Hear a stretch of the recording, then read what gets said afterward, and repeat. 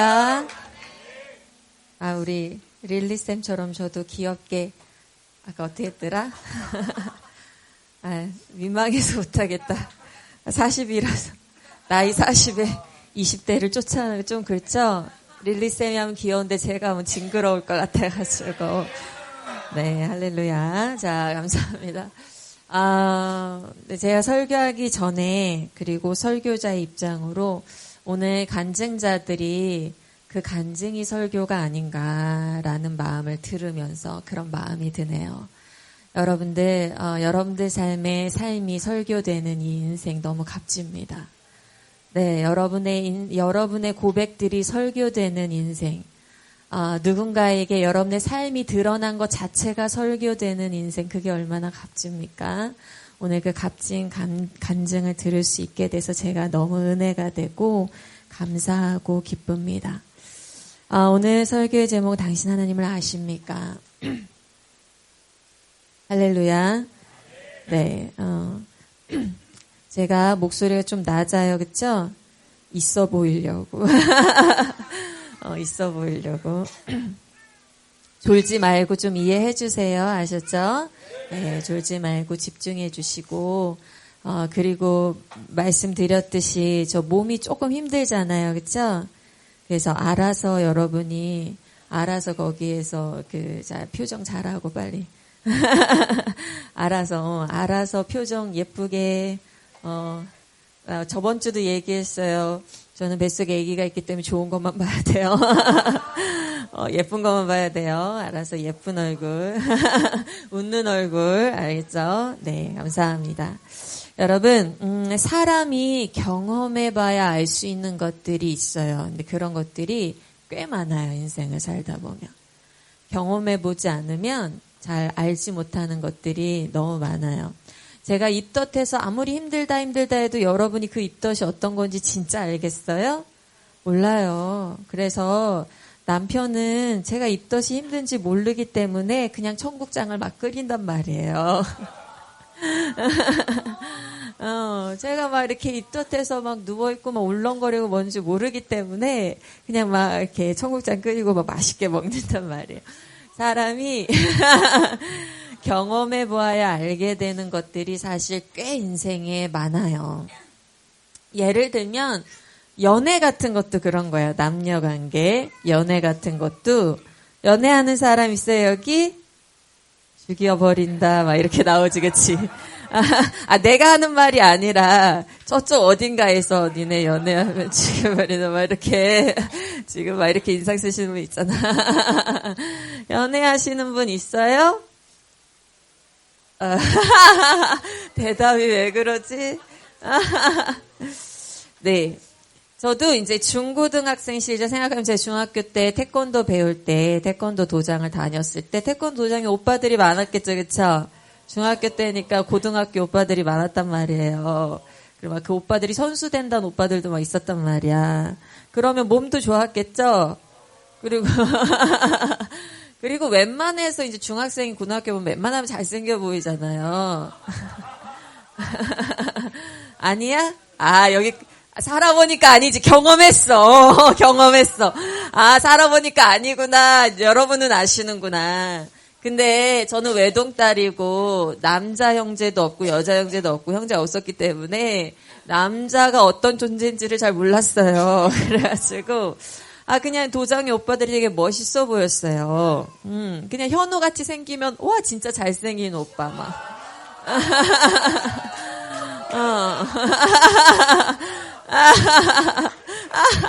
네, 태권도 잘하셔요? 그렇습니까? 네. 그래서 막 그 오빠들 중에 잘생기거나 아니면 나한테 잘해주거나 막 이러면 호감 생기죠. 잘해주면. 아니야? 그렇게 모르는 척 하지 마. 다 그랬으면서. 왜 그래? 다 소문이 있는데 왜? 나 왜 이렇게 잘해주면 호감 생기고, 그리고 괜히 나보고 웃어주면 설레고, 막 괜히 막 이런 때가 있었단 말이에요. 또 막 교회 다니면서 교회 오빠들. 기타 들고 막 찬양할 때. 기타 막 칠 때. 막 교회 오빠들 막 이러면, 그리고 막 꼭 이렇게 여러 명한테 인기 있는 오빠들이 있는데, 그쵸? 그렇게 여러 명한테 인기 있고 막 이런 오빠들이 여러 명한테 인기 있으면서도 또 그렇게 여러 명이 좋아해. 막 그래서 또 그런 오빠들이 또 한 번 웃어주는 게 괜히 설레고, 막 이랬단 말이에요.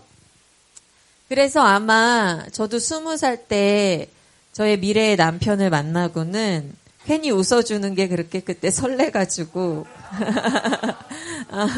괜히 그렇게 키 크고 키가 183이고 그리고 키 크고 또 기타 잘 치고 또 드럼 잘 치고 그쵸? 드럼 잘 치고 그리고 그땐 그렇게 이제 옷을 잘 안 갈아입는지 몰랐었지. 같이 안 사니까. 몰랐었지만 어쨌든 막 이렇게 앞에 나와서 찬양 인도하고 사람들 인도하고 막 이렇게 리더십 있는 모습 보니까 괜히 되게 멋있어 보인다. 근데 또 그 사람이 나한테 관심 있대. 막 그러니까 훅 마음을 막 주게 되는 거야. 그러면 안 돼. 안 된다고 이 얘기를 하는 거야. 이렇게 해도 된다는 얘기가 아니라 마음 주지 마 그렇게 쉽게. 그런데 여러분 그렇게 연애를 시작했는데 딱 1년 만에 이제 싸우기 시작하는 거예요. 싸우기 시작하는데 21살 때부터 싸웠으니까 지금 40이니까 몇 년을 싸웠겠어요? 몇 년을 싸웠겠어?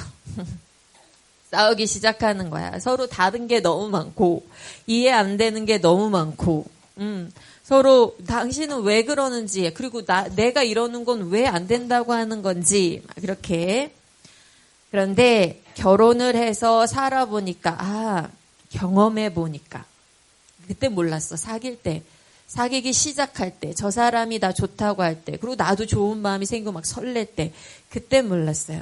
결혼이라는 것이 마냥 서로 좋아서 결혼이라는 과정이 서로 좋아서 사는 거는 아니구나. 그렇다고 안 좋아한다는 얘기 아니에요. 오해하면 안 돼.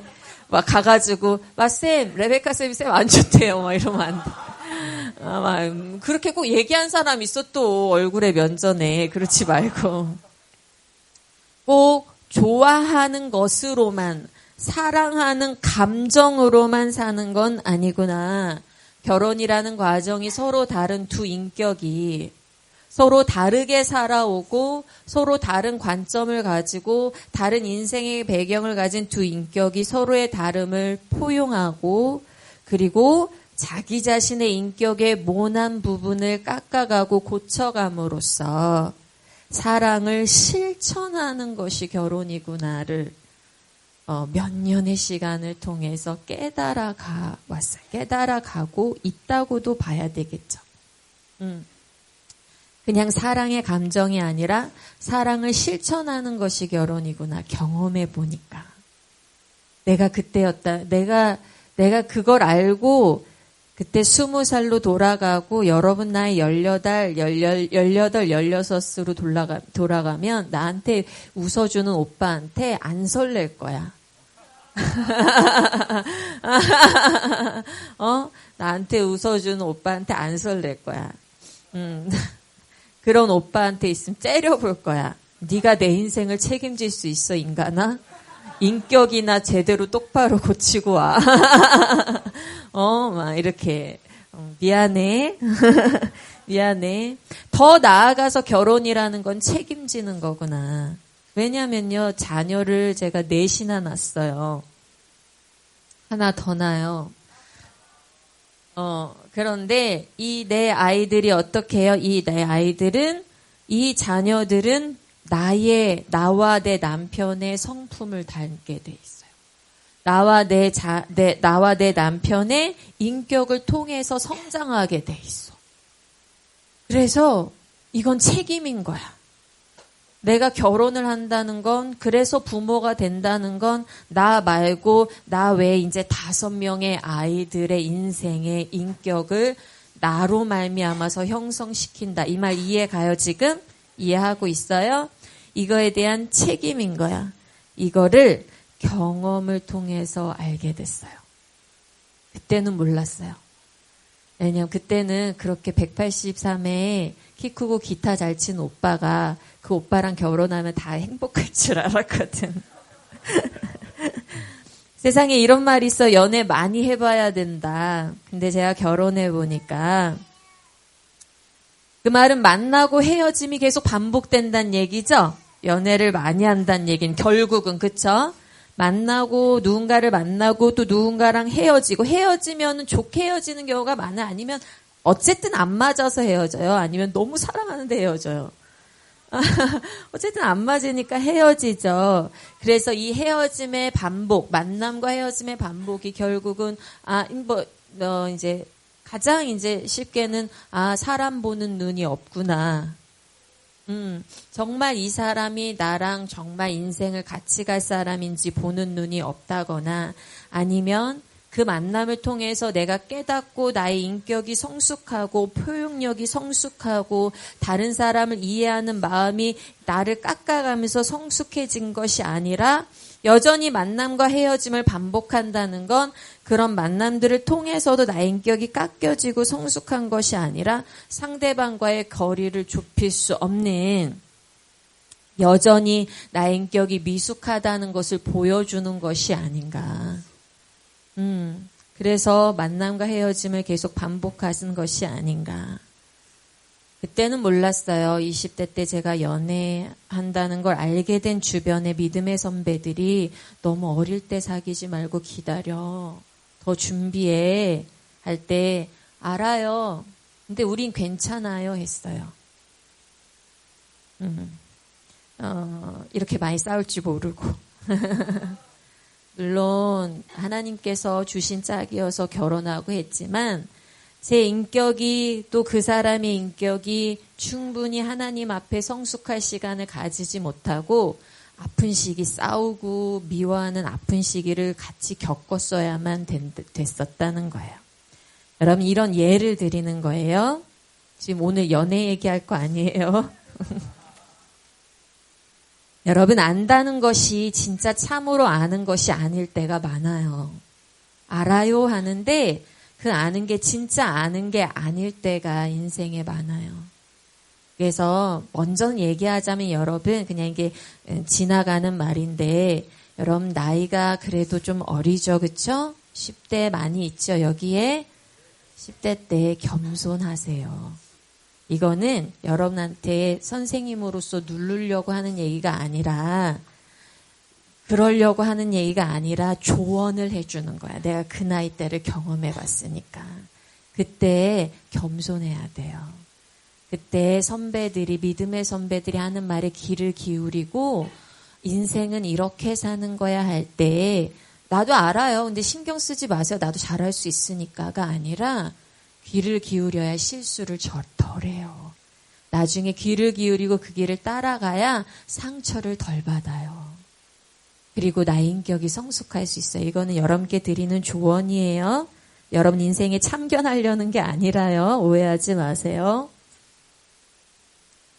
하나님이 세상을 이처럼 사랑하사 독생자를 주셨어. 자신의 아들을 주셨어. 알아요. 하나님께서 자기의 백성들을 부르셔서 회복하기를 원하셔. 알아요. 이미 다 들었던 말이에요. 죽음 후에는 영원한 심판이 있어. 믿는 자들은 그 심판을 받지 않고 부활을 얻게 될 거야. 알아요. 이미 귀에 귀딱지가 앉을 정도로 많이 들었어요. 알아요. 그런데 왜 죽음을 준비하는 자들은 없을까요? 그런데 왜 이 땅의 삶이 전부인 양 살아가고 있을까요? 안다는 것이 진짜 참으로 아는 게 아닐 때가 있어요. 지식을 들어서 아는 거하고 지식을 깨달아서 아는 거하고는 다른 거예요. 지식을 들어서 아는 거하고 그것을 깨닫고 경험해서 아는 것은 다른 거예요. 오늘 질문이 뭐였어요? 당신은 하나님을 아십니까? 여러분 하나님을 아나요? 이 말은 다른 말로 뭐냐면 당신은 하나님을 깨닫나요? 당신 하나님을 경험하고 있나요? 삶에서 하나님을 깨닫고 경험하고 있나요? 라는 거예요.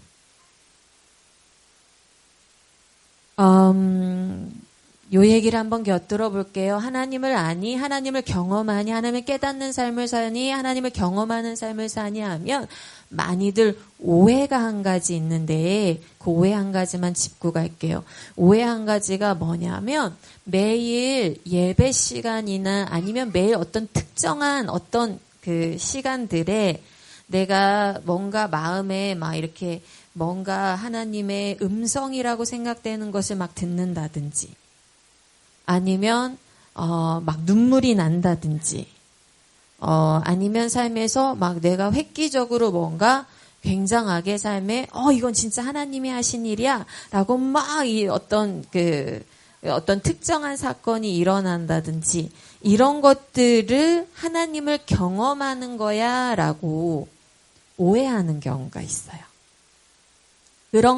그래서 많은 사람들이 나는 예수님을 믿어, 하나님 믿어. 근데 하나님을 경험하는지는 모르겠어. 라고 이 두 개를 분리하는 경우가 있어요.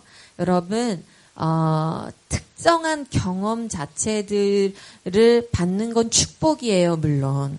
하나님께서 여러분에게 기도하다가 눈물이 나오는 어떤 그런 감동을 주신다든지 또 누군가는 환상을 본다든지 누군가는 기도 가운데 하여튼 이런 것들은 축복이고 또 감사한 선물이기도 해요. 그런 것들을 선물이지만 그런 것들만이 하나님을 경험하는 경험의 통로는 아니에요. 하나님을 경험하는 경험의 통로는 굉장히 은혜 주시는 통로는 굉장히 다양해요. 근데 오늘은 그 경험의 통로로 여러분에게 삶의 얘기를 드리고 싶어요. 어떤 특정한 사건이 아니라 아브라함 얘기를 한번 해볼게요. 아브라함이 하나님께서 아브라함 원래 어디 살고 있었어요? 갈대아 우르 지역이 어딘지 아시죠, 여러분? 네, 바벨론, 옛날 바벨론 땅, 고대 바벨론 땅 있는 갈대아 우르 지역에서 아브라함을 부르셔서 아브라함을 그 긴 여정 끝에 어디로 가게 했지요? 가나안 땅에 가게 했어요. 그래서 갈대우르에서 거쳐서 이제 여기 하란을 거쳐서 아버지 죽으시고 하란 거쳐서 조카 롯과 가나안 땅에 갔어요. 가나안 땅에 갔는데 가나안 땅에 가자마자 무엇을 만나냐면 기근을 만나요. 뭐냐면 가나안 땅에 가자마자 가뭄이 들고 먹을 것이 없어지고 힘든 상황이 됐어요. 그래서 아브라함이 그 힘든 상황을 피하려고 어디로 가요? 이집트로 가요. 근데 이집트로 가서 큰일이 생겼네요. 뭐냐면 자기가 죽을까봐 자기가 혹시 아내가 너무 예쁘니까 아내를 빼앗기고 자기는 죽을까봐 아내를 누이라고 속였는데 진짜로 이집트 왕이 어떻게 됐죠? 그 아내가 예쁘다는 소식을 듣고 아내를 아내로 맞이하려고 사라를 데리고 갔어요. 그렇죠? 그래서 진짜 아내를 빼앗기는 형국에 이르게 됐어요. 자, 그렇게 됐는데 그 과정에서 어떻게 됐냐면 하나님께서 아내 사라를 하나님께서 이집트 왕이 손을 못 대게 하나님께서 도와주셨죠. 그래서 아내를 찾을 수 있게 되고 더불어서 거기에서 뭐도 얻게 됐어요? 재물도 얻어서 다시 돌아오게 됐어요. 가나안 땅에 다시 돌아오게 됐어요. 자, 그 일을 통해서 아브라함은 아마 이렇게 깨달았을 거예요. 하나님께서 가나안 땅을 주셨는데 내가 거기서 힘들다고 내려왔더니 어려움을 만나게 됐어. 내가 하나님께 순종하지 못하고 어려움을 만나게 됐어. 그래서 내려와서 내 아내를 빼앗기는 일을 겪게 됐어. 근데 하나님께서 그럼에도 불구하고 내 아내를 살려주시고 안전하게 가나안 땅으로 돌아오게 하셨어. 두 가지 마음일 거예요. 하나는 하나님께 죄송한 마음과 두 번째는 어떤 거예요? 하나님께 그럼에도 은혜를 베풀어 주시고 살려주신 것에 대한 감사한 마음이 있었겠죠? 네, 이것을 아브라함이 경험하고 나서 어떻게 하냐면 그 다음에 돌아와서 재산이 많아졌는데 조카 롯의 종들과 아브라함의 종들이 싸우게 돼요. 서로 양들을 먹일 땅 때문에 싸우게 되자 아브라함이 조카 롯에게 네가 차지하고 싶은 땅을 먼저 차지해서 가라 이렇게 해줘요. 뭐예요? 자기가 하나님께 죄송한 것과 자기가 또 하나님께 감사한 것을 경험하고 나자 자기의 욕심을 내려놓고 롯에게 양보할 수 있는 자가 돼요. 하나님의 은혜를 경험하고 나서. 그런데 아브라함이 아내를 속인 일이 한 번이 아니었어요. 언제 또 아내를 속여요?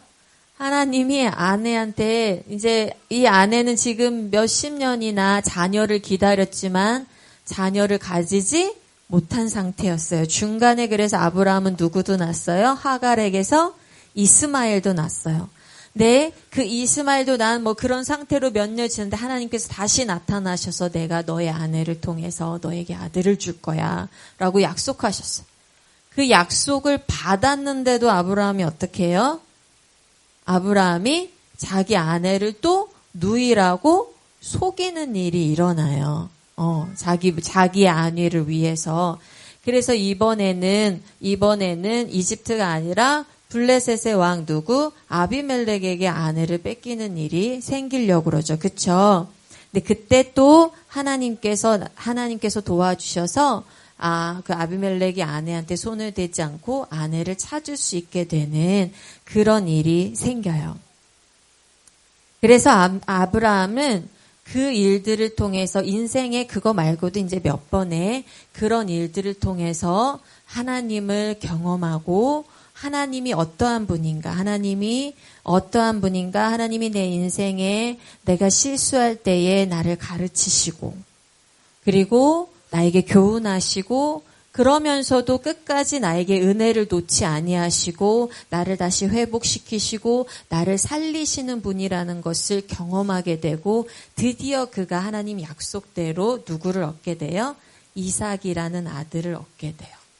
이렇게 하나님을 인생에서 경험한 아브라함이 그 하나님을 경험한 아브라함이 어디까지 가냐면 제가 볼 때는 구속 역사상의 가장 위대한 장면 중에 하나.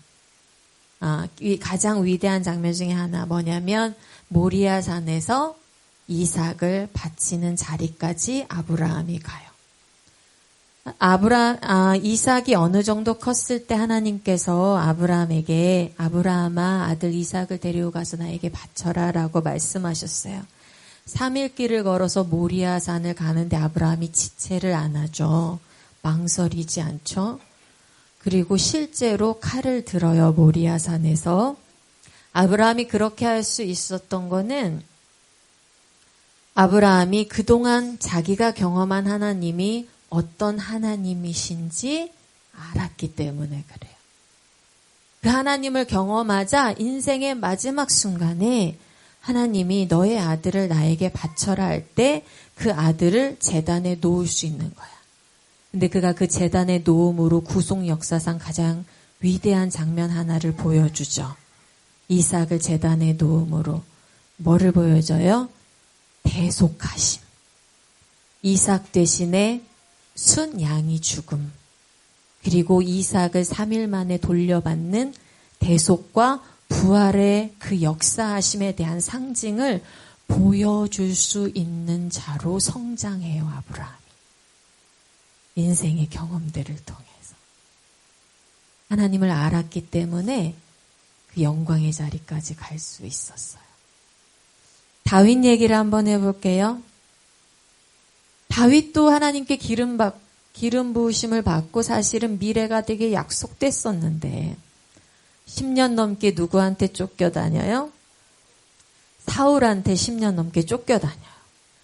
그리고 막 정말 사울을 죽일 기회가 있었는데도 사울을 죽이지 않고 내가 억울합니다. 제가 무엇을 했길래 그런가요? 사울한테 막 그렇게 얘기하면서도 사울을 죽이지 않고 그리고 계속 도망다니는 생활을 10년 넘게 하다가 막바지에는 너무 그 시간을 견디지 못하고 이스라엘 땅에 유다 땅에 있지 못하고 마지막에는 블레셋 땅으로 도망가요.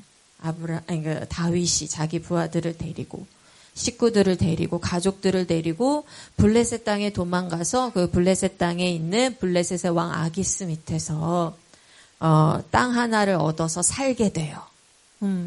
그래서 거기서 살면서 거기서 사는 동안에 이제 그 왕의 마음에 들어서 어떤 경우까지 가냐면 그 왕이 이제 이스라엘을 치려고 하는데 다윗아 너가 같이 가서 이스라엘 같이 치자 이랬단 말이야. 다윗을 그 정도로 믿었단 말이야. 블레셋 왕이 신임을 막 얻어가지고. 그래서 같이 이스라엘을 쳐야만 되는 위기 상황 가운데 놓이게 됐어요.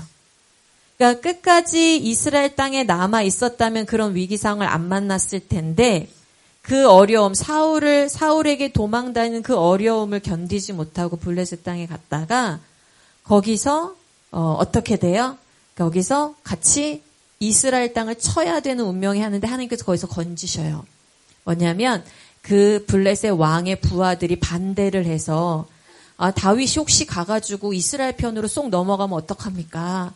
하고서 반대를 해서 다윗은 전쟁에 안 나가게 돼요.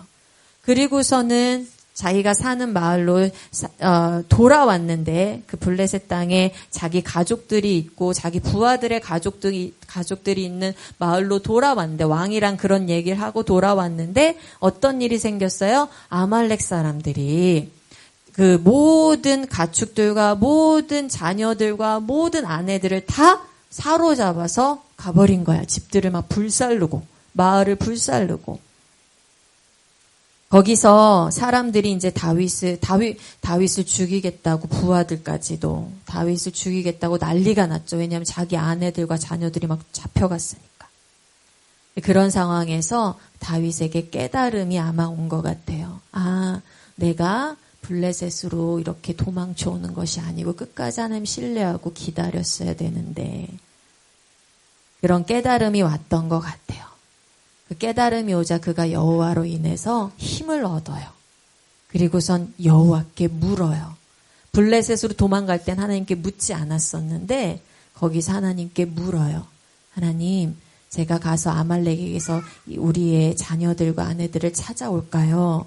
가서 전쟁을 해서 찾아올까? 하나님 가라 그래요.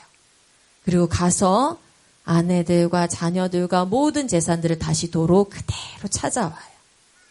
거기서 다윗은 이제 경험해요. 뭐를 경험해요? 자기의 실수를 통해서 아브라함과 같이 자기 실수를 통해서 하나님께 죄송함. 하나님이 약속을 믿지 못한 죄송함과 그럼에도 불구하고 하나님이 베풀어 주시는 은혜. 그 은혜를 경험해요.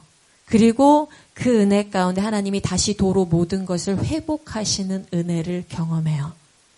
그리고서는요, 그가 이제 돌아왔는데 그 블레셋인 이스라엘과 대항해서 나간 전쟁은 어떤 전쟁이었냐면 이제 사울 왕이 죽는 전쟁이었어요. 이제 다윗의 도망함이 멈춰지는 전쟁이었어요, 사실은. 이제 사울이 죽으니까 다윗은 이제 도망 다닐 필요가 있어요, 없어요? 없어요. 도망 다닐 필요가 없어서 이제 그게 멈춰지는 거야. 사울은 그 전쟁에서 지고 요나단도 죽고 죽임을 당하고 사울은 그 전쟁에서 이제 전쟁에서 상처를 입게 됐어. 화살을 맞아 상처를 입게 됐는데 혹여나 블레셋 사람이 자기를 죽일까 봐. 그러니까 하나님을 믿지 않는 자가 자기를 죽일까 봐 어떻게 하냐면 사울은 자결을 해요. 칼 위에 자기가 엎드려서 자결을 해요. 이방인에게 죽임을 당하고 싶지 않아서. 그런데 어떤 일이 일어나냐면 아마도 그 죽은 현장을 아말렉의 어떤 소년병이 그 죽인 현장을 봤든지 그 근처에 있었든지 지나갔다 하여튼 봤나 봐요. 그래서 어떻게 하냐면 사울의 왕관과 몇 가지를 챙겨다가 다윗에게로 가요. 그리고 내가 이것을 가져왔다고 다윗에게 말해요. 네가 어떻게 그걸 가져왔냐 하니까 이 아말렉 군사가 뭐라고 하냐면 내가 사울을 죽였다 그래요. 아마도 사울과 다윗이 이제 다윗이 원수지간인 거를 알았었으니까 뭐 그런 걸 들은 것이 있으니까 이렇게 하면 다윗에게서 내가 자리 하나 얻든지 상 받겠지 뭐 이런 생각이 있었을 수도 있고요. 근데 그렇게 했는데 다윗이 어떻게 합니까? 다윗이 이미 하나님께로부터 은혜와 저걸 받았죠. 그렇죠? 그런 다윗이 그 아말렉 그 사람의 아말렉 군사의 그 사울을 죽였다는 고백을 전혀 기뻐하지 않고 사울이 죽였다는 소식을 슬퍼하고 울면서 그 사울을 죽였다고 말한 그 아말렉 군사를 죽여버려요. 네 입에 나온 그 말로 인해서 네가 죽음을 맞이할 것이다 라고 해서 죽여버려요. 이것은 그 무엇으로 이끕니까? 다윗이 내가 사울을 대항해서 왕이 됐다라는 것이 아니라 이것은 무엇을 하는 거예요? 나의 왕위는 누구로부터 오는 것이고 하나님으로부터 오는 것이고 사울도 하나님이 세우신 것이다라는 것을 인정하고 그리고서 그 일이 결국은 나중에는 인정을 받아서 나중에 결국 몇 년 있다가 다윗은 전체 이스라엘의 왕이 되고 그리고 더불어서 왕으로서 예루살렘, 여부스가 차지했던 땅, 예루살렘이라는 그 땅을 차지해서 나라의 수도를 삼고 참된 왕 하나님을 상징하는 하나님의 임재를 상징하는 언약궤를 예루살렘으로 모셔드리는 영광스러운 일을 하는 자리까지 가게 돼요. 하나님을 안다는 것은 하나님을 삶에서 이렇게 경험하게 되는 거예요. 하나님께서 아브라함에게도 다윗에게도 약속을 주셨어요. 처음부터. 그래서 그런데 이 삶은 그 약속을 주신 하나님을 알게 되는 것은 어떻게 되는 거예요? 그 삶에서 그 하나님이 내 삶의 세밀한 부분에 어떻게 말씀하시고 어떻게 다루시고 나를 어떻게 하시는가를 그것을 경험하고 그것을 하는 것이 그 삶에서 하나님을 경험하는 것이 하나님을 아는 것이다라고 할 수 있다라는 거예요. 하나님께서 우리가 예수님을 믿으면 하나님께서 우리에게 선물을 주시는데요. 예수 그리스도를 믿으면 하나님께서 주시는 대표적인 두 가지 선물이 있는데 그 두 가지 선물이 뭐냐면 그리스도 안에서 칭의와 성화라는 선물을 주세요. 칭의와 성화라는 선물을 주시는데 칭의라는 선물은 무엇이냐면 내가 예수님을 믿고 예수님과 하나가 되므로 예수님의 의로우심을 내가 덧입어서 내가 단번에 의롭게 된다. 이건 단번에예요. 즉시로 예수님 믿으면 즉시로 단번에 내가 의롭게 된다. 의롭다 함을 받는다. 나를 하나님이 뭐라고 부르셔요? 의롭다고 부르신다라는 것을 칭의해요. 칭의라는 선물을 받아요. 그리고 그 칭의라는 선물과 함께 뭐를 선물 받는다고요? 성화라는 선물을 받는데 이 성화는 뭐냐면 의롭다함 받은 이 그리스도인 안에 거룩이라는 것이 채워져 가는 것을 성화라고 해요. 그래서 칭의는 단번에 받고 성화라는 선물을 받는데 성화라는 선물은 무엇을 포함하냐면 과정을 포함해요. 이해 가세요? 인생을 살면서 경험해야 하는 것이 있어요. 이것도 지금 이제 듣고요. 여러분이 이제부터 경험해 가면 돼요. 네. 경험해 가면 돼요. 여러분, 칭의는 단번에 의롭게 돼요. 여러분들이 하나님을 믿고 예수 그리스도를 믿고 예수 그리스도에서 내가 구원받았다면 믿으면 하나님은 여러분 볼 때 예수 그리스도를 통과해서 여러분을 보세요. 그래서 여러분을 의롭다고 하셔요. 그건 뭐냐면 내가 구원받기에 합당하다라고 인정해 주시는 거야. 의로워야만 천국을 가요. 죄인은 천국을 못 가요. 죄가 있는 자는 하나님과 연합할 수가 없어요. 하나님의 백성이 될 수가 없어요. 그래서 하나님이 우리를 의롭다고 칭해 주세요. 누구 때문에? 예수님 때문에. 우리가 잘해서가 아니라 그래서 우리를 의롭다고 칭해준 그 자격으로 우리가 천국을 가는 거예요. 근데 하나님께서 그걸로 끝나는 게 아니라 성화라는 삶을 주셔서 의롭다고 칭함받은 것에 합당하게 우리 안에 무엇을 조금씩 채워가셔요? 거룩이라는 것을 채워가셔요. 거룩이라는 것을 조금씩 과정을 통해서 단계별로 채워가는 걸 성화라고 해요. 그리고 이 칭의와 성화는 우리에게 소망을 주는데, 내가 이 땅을 살면서 내가 못난 부분도 있고, 내가 정말 왜 이럴까? 또 실패했어, 또 실수했어. 나는 왜 이것밖에 안 될까? 나는 그리스도인인데 왜 또 이럴까?라는 부분들도 많이 경험하죠, 그렇죠? 그럼에도 불구하고 또 오늘 내가 내 마음속에 하나님을 위해서 살고 싶은 마음이 들고, 그리고 그런 것들을 시행해보고 하나님 말씀에 순종해보고, 그러면서 내가 조금씩 변화된다는 것을 느껴갈 때, 내 안에 거룩이 채워간다는 것을, 성화의 과정을 겪고 있다는 것을 느껴갈 때, 그것은 그리스도인들에게 소망을 주는데, 어떤 소망을 주냐면, 내가 비록 지금은 이렇게 완전하지 않은 모습으로 이렇게 좌충우돌하면서, 그러면서 이렇게 살고 있고, 또 조금씩 하나님의 말씀을 배워가면서 조금씩 거룩을 채워가고 있는데, 천국에서 나는 완전한 몸을 입게 된다고 하는데, 그것은 도대체 어떤 걸까? 내가 진짜 더 이상 죄를 짓지 않고 하나님과 영원히 기쁨으로 살 수 있다는 그곳은 어떤 걸까라는 그것을 소망하게 돼요. 그래서 영화라는 것을 선물로 받아요. 영화의 소망을 선물로 받아요. 그걸 좀 자세하게 얘기해 볼게요. 우리는 항상 하나님께 감사해야 될 것 한 가지가 있는데요. 로마서 1장 21절에서 25절을 한번 펴볼게요.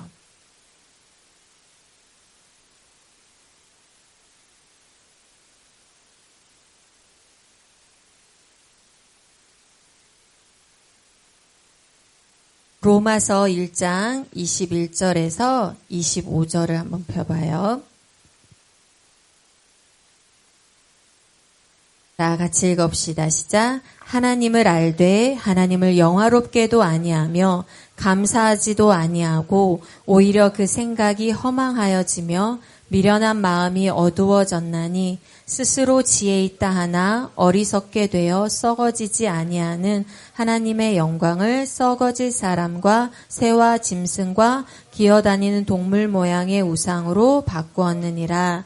그러므로 하나님께서 그들의 마음의 정욕대로 더러움에 내버려 두사 그들의 몸을 서로 욕되게 하게 하셨으니 이는 그들이 하나님의 진리를 거짓으로 바꾸어 피조물을 조물주보다 더 경배하고 섬김이라. 주는 곧 영원히 찬송할 이시로다. 아멘. 여기서 하나님께 감사해야 될 한 가지가 나오는데요. 뭐가 있냐면 하나님께서 그들의 마음의 정욕대로 더러움에 내버려 두사. 그렇게 정욕대로 더럽게 사는 인간은 어떻게 해요? 그래, 그렇게 살아라. 영어로 말하자면 give up. give up이 뭐야? give up. 포기하다. 인간의 삶에 가장 심각한 재앙이 있다면 이게 아닐까 싶어요. 하나님 포기하는 거. 넌 그냥 그래, 그렇게 살아. 신경 안 쓸게. 내가 더 이상 손대지 않아. 그렇게 살다가 그 인생의 끝으로 가라. 정말로 가라. 여기에 하나님을 안다고 하면서도, 그러니까 여기서 안다는 하나님은 진짜 창조주 하나님을 알아요, 예배요 이 말이 아니에요.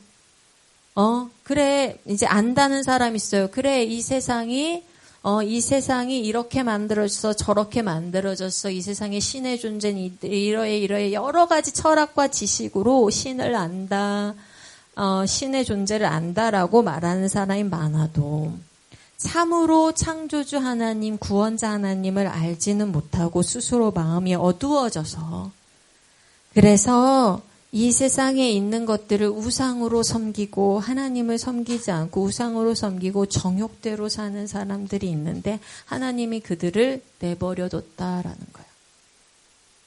근데 우리한테 감사한 건 이거예요. 하나님이 우리를 내버려 두지 않으셨어요.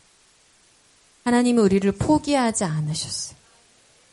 그래서 어떻게 하세요? 성령을 보내주셔서 복음을 깨닫게 하셨어요. 그게 제일 감사한 거예요. 1차적으로는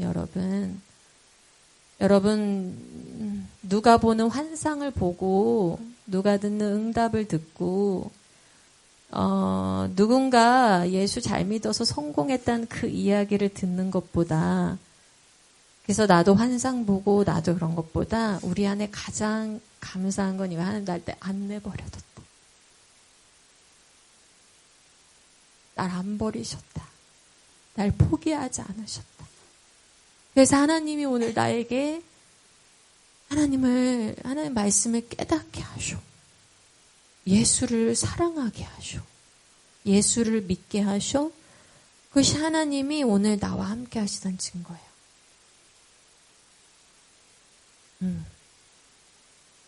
여러분 마음속에 예수 사랑하는 마음이 있어요? 하나님 함께 하시던 증거. 하나님 여러분을 안 내버려 두셨다는 증거. 여러분 포기 안 하신다는 증거. 여러분 삶에 아브라함처럼 실수할 수 있죠. 다윗처럼 힘든데 하나님 의지하지 못하고 막 도망갈 수도 있죠. 하나님 여러분 안 버리시고 다시 제자리로 돌아오게 하셔. 그게 은혜예요. 내버려 두지 않고 포기하지 않고 하나님이 여러분에게 성령을 통해서 복음을 듣게 하시고 그 복음을 믿게 하셔. 그건 성령의 일이야. 우리가 한 게 아니야. 아무리 복음을 들어도 못 깨닫고 못 믿는 사람이 세상에 태반인데. 그래서 거듭나게 하셔요. 성령이 또 예수 그리스도가 하신 그 구속사에 우리 삶에 적용해 주셔서 우리를 의롭다고 하셔요. 와. 그래서 우리가 예수 그리스도의 복음을 듣고 그것을 깨닫고 믿을 수 있는 것 자체가 하나님 은혜예요. 우리 하나님 은혜 안에 있는 거예요. 이 성령께서 다시 말하면 거듭난다, 이제 중생이란 단어를 쓰거든요. 이 중생케 하신 은혜로 말미암아서 세상에 아무리 똑똑한 사람이 듣고 봐도 못 깨닫는 것을 우리는 그냥 단번에 깨닫는 거야. 그렇죠. 여러분 복음 전해봤잖아요. 전도자고 전해봤는데 콧방귀도 안 끼는 사람들. 그렇죠? 서울대 가서 여러분 한번 전해보세요. 얼마나 많은 사람들이 당신 말이 옳습니다 하고 그것을 믿게 될지.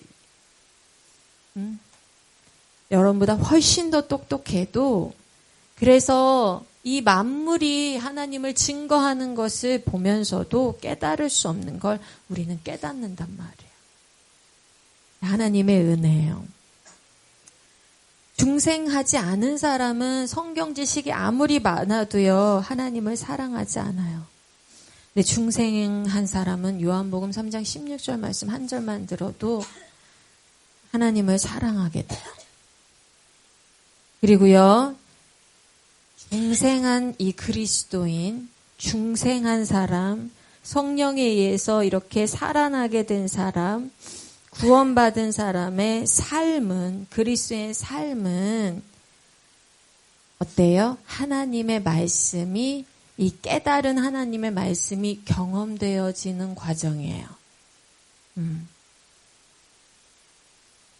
그럼 뭐냐면 하나님을 아는 것의 출발점은 우선 중생이에요, 여러분. 하나님을 아는 것의 출발점은 자연적 상태가 아니라 반드시 복음을 듣고 그 복음을 믿은 사람만이, 그 복음으로 말미암아서 성령의 역사로 거듭난 사람만이 하나님을 알 수가 있어요. 이 중생이라는 것은 하나님을 아는 삶의 시작이에요. 아는 삶의 시작이에요. 그래서 그리스도인에게 이제 이 하나님을 알 수 있다는 특권이 주어진 거예요. 중생은 이제 하나님을 알고 하나님을 경험할 수 있다는 특권이 주어진 거야. 그리고요, 이 중생을 통해서 하나님을 아는 지식을 얻게 된 자는 이제 평생의 인생을 통해서 하나님의 아는 지식을 체험하고, 그리고 그 과정들을 통해서 예수님을 닮아가는 삶의 과정들, 여정들을 살아가게 된다라는 거예요. 무슨 말씀이신지 이해가요? 네, 한번 정리할게요. 제가 경험해 보아야 아는 것들이 있다고 했어요. 그쵸? 경험해 보아야 아는 것들이 있다. 하나님을 아는 것은 무엇인가? 하나님을 아는 것은 다시 말하면 하나님을 경험하는 것이 하나님을 안다고 할 수가 있다.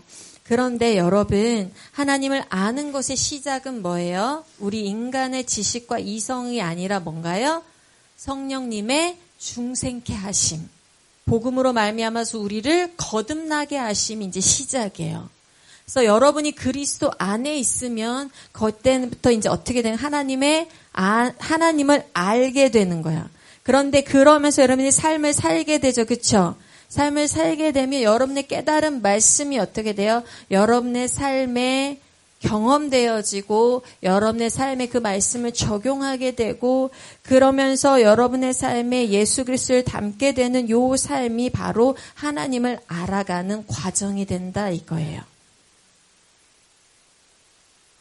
그래서 하나님을 알고 사랑하고 그리고 예수 그리스도를 믿고 사랑하는 자들은 그렇기 때문에 자신의 삶을 아주 세밀하게 하나님께 드려야 돼요. 여러분의 삶의 전부를 하나님께 드려야 돼요. 왜냐하면 중생했어도 여러분이 거듭났어도 거듭나기 전에 여러분의 삶에 미쳤던 죄 있잖아요. 그렇죠? 그 죄의 영향, 그 죄의 영향이 너무나 깊고 강해서 그 죄의 영향이 흔적들이 쉽사리 사라지지 않는다라는 거예요. 네. 그래서 그러니까 중생해도 여전히 우리는 중생해도 이 죄를 이길 수 없는 것입니까? 그것이 아니라 이 죄는 예수 그리스도께서 이 죄를 이기시고 죽음의 권세에서 승리하셨는 줄을 믿습니다. 예수가 승리하셨는 줄 믿습니다. 그래서 우리는 그 예수를 믿는 삶을 사는데요. 우리 삶에 뭐가 있어요? 이 죄 아래 살았던 삶의 흔적들, 죄의 영향들이 우리 안에 영향을 미친단 말이에요. 죄 자체가 우리에게 능력을 바라는 것이 아니라 그런 흔적들이 우리 안에 영향들이 남아있어서 그 죄가 박혀있던 삶의 습관들과 흔적들과 생각의 길들과 여러 가지 났던 우리 인생의 길들 가운데 여전히 영향을 미친단 말이에요. 그래서 그것을 쉽사리 없어지지 않는단 말이에요. 죄는 어떻게 하냐면 우리가 하나님을 사랑하지 못하게 했고 죄는 우리 자신을 하나님보다 더 사랑하게 만들었고 우리 자신의 유익을 더 사랑하게 만들었었어요. 그래서 그 영향이 중생에도 쉽사리 없어지지 않기 때문에 우리가 이제 중생하여 하나님을 사랑하게 되고 하나님을 이제 하나님의 아는 지식을 깨닫게 되면 우리의 삶을 통해서 어떻게 돼요? 하나님을 경험해야 되는데 이 경험이 어떻게 일어나냐면 하나님을 아는 것이 실제로 어떻게 일어나냐면 우리 삶에서 죄의 영향력이 있었던 이 자리들을 다 세밀하게 누구께 드려야 돼요? 하나님께 이제 드려야 돼요. 그것이 하나님이 통치하시는 자리가 되게 해야 돼요. 그래서 그래야만 진짜로 하나님을 아는 것이 될 수가 있어요. 이해 가셔요? 제가 오늘 말을 좀 너무 어렵고 아니면 재미없게 하죠. 네. 네, 아니요 하는데 표정이 너무 말해주고 있어가지고. 말을 좀 제가, 정리가 돼야 되는데, 여러분에게. 뭐냐면, 여러분, 우리 질문이 뭐냐면, 당신은 하나님을 아십니까? 였어요. 근데 이 아십니까? 라는 말이 말하는 건 뭐예요? 여러분에게 아십니까? 하나님을 경험하고 계십니까? 근데 아까 말했듯이 경험이라는 것이 단지 내가 눈물 흘리고 환상 보고 이런 것들이 그것들만이 경험이라는 것이 아니다라는 거예요. 하나님을 경험한다, 하나님을 안다는 건 어떤 것이냐? 1차적으로 하나님을 알게 먼저는 만들어 놓으셨어요. 하나님을 알 수 있게. 그게 뭐냐면 중생이라고 했어요. 중생하지 않은 인간은 아무리 노력해도 하나님을 몰라요. 근데 우리는 은혜 받은 것이 있는데 그 은혜가 뭐냐면 중생했다는 거야. 그래서 하나님을 알 수 있도록 우리를 바꿔놓으셨어요. 그래서 평생 가도 깨닫지 못하는 말씀을 우리는 1분만 해도 깨달을 수 있어요. 이 성령의 역사로 말미암아서. 그런데 그렇게 우리 상태를 만들어 놓고는 하나님이 어떻게 하시냐면 우리의 삶에서 그 하나님의 말씀이 곳곳에서 경험돼서 진짜 하나님을 알 수 있도록 우리 삶을 인도하신단 말이에요. 왜냐하면 우리의 삶이 어떤 영향을 가지고 있어요? 죄의 흔적과 습관, 하나님을 알지 못하는 때 살았던 그 흔적과 습관들이 우리 안에 남아있고 여전히 영향을 미치는 것들이 있어요. 우리가 중생을 했음에도. 근데 하나님께서 그런 부분들에 다 뭐 할 수 있도록? 하나님을 알 수 있도록. 하나님을 경험할 수 있도록 그런 삶의 부분들에서 하나님을 아는 지식이 늘어가고 우리가 예수 그리스도를 닮아갈 수 있도록 하나님이 우리 삶에 성화라는 역사를 해나가신단 말이에요. 그러기 위해서 필수적인 게 뭐예요, 여러분? 아주 세밀하게 우리의 삶 전 영역을 하나님께 드려야 돼요.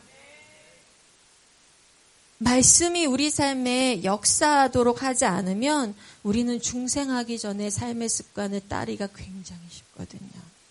왜 계속 반복적인 죄를 짓냐면 우리가 그 영역에 아직 하나님께, 그러니까 그것이 반복적인 죄를 짓는다는 것이 하나님이 나를 버리실 거야 이 말이 아니에요. 아까도 말했지 우리에게 최고의 은혜는 뭐예요? 하나님 우리를 포기하지 않으신 거예요. 우리를 내버려 두지 않으신 거예요. 우리를 중생케 하신 거예요. 그게 최고의 축복이고요. 이 중생케 하신 자에게는 하나님이 끝까지 내가 너를 포기하지 않는다는 약속을 이미 주신 거예요. 그런데 문제는 뭐냐면 우리 안에 하나님을 경험하는 삶이 부족한 영역이 있는 거야. 하나님을 아는 것이 중생에서 예수가 나를 사랑해서 나를 구원하셨을 때 끝나버리고 내 생각에서, 내 감정에서, 내 삶의 영역에서 하나님을 아는 경험들을 아직 체험하지 못한 부분들이 있는 거예요. 근데 그런 부분들을 하나님께 세밀하게 드려야 된다라는 거죠.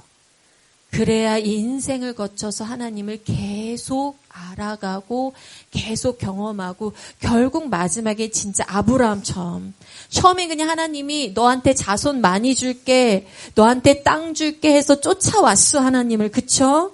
하나님이 뭔가 해줄 걸 알고 쫓아왔어요. 근데 어려운 순간이 되니까 아내를 누이라고 속여버리잖아요. 어려운 순간 되니까 이집트로 도망가 버리잖아요. 그쵸? 자기 삶에 실수를 하고 여전히 그런 삶의 습관들을 여전히 겪었었단 말이에요. 누가? 아브라함이. 그런데도 하나님이 아브라함을 포기해, 안 포기해? 한 번 구원한 자는 안 포기해. 그래서 그 사람을 계속 붙잡고 끌고 가, 아브라함을 계속 끌고 가는 거야. 그 인생의 경험들을 통해서 내가 이때 실수했구나. 하나님이 나한테 원하신 건 이게 아니었구나 하고 깨닫기도 하고. 그러면서 주시는 은혜 때문에 하나님께 다시 감사하기도 하면서 결국 인생의 마지막에는 진짜 하나님을 알게 되는 거야. 처음에는 나를 잘 인도하신 하나님, 나를 구원하신 하나님, 내게 은혜 베풀어 주신 하나님 끝났다면 나중에는 내 인생을 쫙 돌아보니까 내 인생을 경험하고 나니까 정말 신실하신 하나님. 그러니까 처음에 그냥 은혜로우신 하나님 이랬다가 여기서는 은혜로우신 하나님. 하나님을 진짜 아는 데까지 가게 되는 거예요. 그래서 은혜로우신 하나님하고 진짜 아는 데까지 가니까는 그때는 마지막에 뭐예요? 아브라함 네 아들 이삭을 데리고 와 했는데 망설이질 않아. 왜요? 하나님 은혜를 이미 몇십 년 통해서 하나님 은혜를 삶에 다 경험했어. 여기에도 뜻이 있으시겠지. 하나님을 진짜 아는 데까지 가는 거야. 여러분, 삶을 거치지 않은 삶은 삶이 아니에요. 여러분에게 과감히 말해요. 여러분의 삶을 하나님께 드리세요. 단지 율법에 잘 순종하는 그리스도인 되라는 말이 아니라 여러분의 삶을 드려서 세밀하게 하나님 만지심을 경험하면 마지막에 진짜 하나님이 누군지 알게 돼요. 여러분이 그 기쁨과 영광을 누리기를 원해요. 오늘 본문 말씀이 마태복음 22장 37절이었죠. 예수께서 이르시되 내 마음을 다하고 목숨을 다하고 뜻을 다하여 주 너의 하나님을 사랑하라. 뭐냐면 내 마음, 너의 마음이 끌리는 곳, 너의 정서, 너의 모든 마음에 끌리는 그 모든 영역과 너의 힘을 쓰는 그 모든 영역과 너의 뜻, 영어로 마인드거든요. 너의 생각이 미치는 모든 영역이 다 하나님의 다스림을 받게 해라. 주 너의 하나님을 사랑하라 하는 것은 그 말이에요. 그 모든 영역이 다 하나님을 아는 곳이 되게 해라. 하나님의 말씀이 우리의 마음, 우리의 삶, 우리의 생각을 다스리게 해라 라는 뜻이에요. 어제 믿음이한테 내 마음 그리스도의 집이라는 책의 동화책을 믿음이가 가져와서 읽어주세요 해가지고 제가 믿음이 읽어줬는데 원래 이제 내 마음 그리스도의 집이라는 소책자가 있는데 요거는 어린이들을 위해서 어린이용으로 바꿔서 동화책으로 나온 거예요. 여기 부분에 오늘 나누면 좋겠어서 여기 부분에 나오는 이야기들을 좀 여러분과 함께 나눠보도록 할게요. 어떤 일이면 여기 예수 믿는 아이 하나가 나와요. 혜인이라는 아이인데 예수님이 혜인이 집에 찾아왔어요. 여러분이 혜인이라고 생각하고 한번 들어보세요. 예수님이 이 혜인이 집에 찾아와서 이제 문을 두드렸어요. 혜인이가 예수님이다. 중생을 의미하는 거겠죠? 복음을 듣고 예수님을 받아들였더니 예수님이 이제 여러분 삶 속에 찾아온 거예요. 예수님이다 하고 있어요. 그래서 어서 들어오셔서 함께 신나게 놀아요 했어요. 예수님이 들어오셔서 혜인이를 안아주고 같이 했어요. 집에서 점심 식사도 같이 했어요. 엄마도 예수님 엄마는 이미 예수님 믿고 있었나 봐요.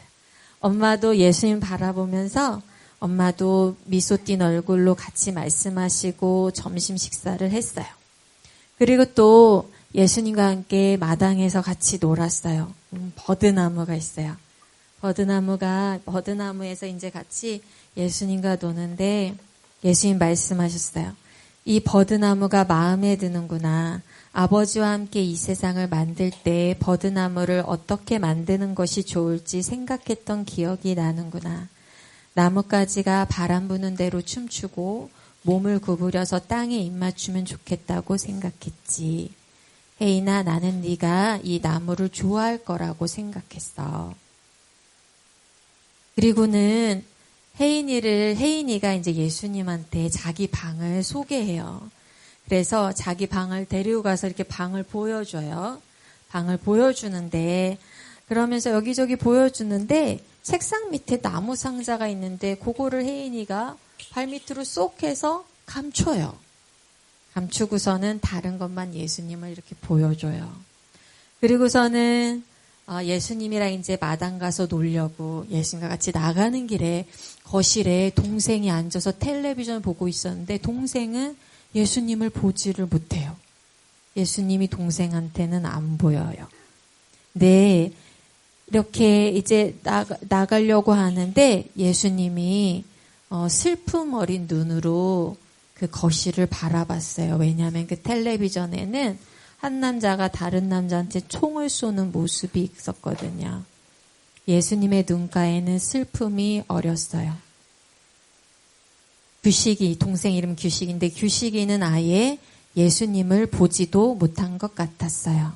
나는 왜 그런지 궁금했어요. 예수님과 나는 하루 종일 함께 놀았어요. 혜인아, 내가 개구리를 만들길 잘했지? 라고 말씀하셨어요. 그리고 그날 저녁 엄마가 예수님을 집에 묵으라고 초대하셔서 혜인이와 같이 혜인이 방에서 같이 주무시게 됐어요. 혜인이가 밤에 깜깜한 걸 무서워했는데 그런 혜인이 옆에서 예수님이 함께 계셔서 이 얘기 저 얘기 들려주셨어요. 혜인이가 잠들었어요. 그리고 다음 날은 혜인이랑 같이 예수님이 학교도 같이 가셨어요. 학교도 같이 가셨는데 혜인이가 막 공부하는데 선생님 말씀 듣고 막 적기도 하고 막 그런데 너무 이해가 안 돼서 너무 힘든 거예요. 너무 힘들어서 막 짜증나는데 예수님 도와주세요. 했는데 예수님이 자 일단은 먼저 듣고 나중에 써 이렇게 말씀해 주셔서 마음이 평온해져서 다 이해는 못했지만 많이 또 이해하게 되고 공부할 수 있게 됐어요. 그런데 이제 수업이 끝나고 방과 후에 친구들하고 축구를 하게 됐는데 축구 경기를 막 하다가 이 혜인이가 이 운동도 되게 좋아하고 공놀이도 좋아하고 하는데 이 승부욕이 있어서 축구를 막 하다가 공이 싹 날라오는데 골키퍼라서 혜인이가 골키퍼라서 공이 싹 날라오는데 그 공을 막으려고 하다가 그 공을 잡은 채로 골대 안으로 좀 들어가게 된 거예요. 그럼 골인이 되잖아요. 골대 안으로 들어갔으니까. 근데 혜인이가 어떻게 해요? 이렇게 하다가 살짝 안 들어간 것처럼 발을 옮겨요.